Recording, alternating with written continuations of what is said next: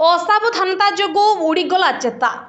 भालुकु ट्रांकुलाइज करने निशा injection देउथिले forester.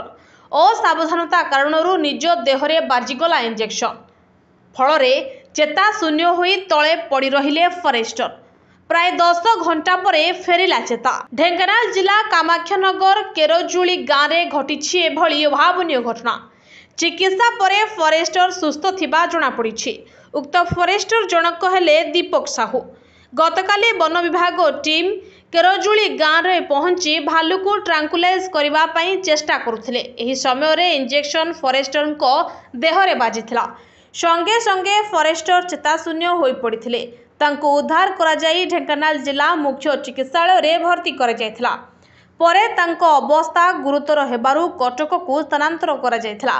प्राय 10 घंटा परे फरेस्टर आज चेता फेरिछि। वर्तमान फरेस्टर सुस्थ थिबा जणा पड़िछि। किपरि एपरि अघटन घटिला ताकु नै साधारण रे प्रश्नवाची सृष्टि होइछि।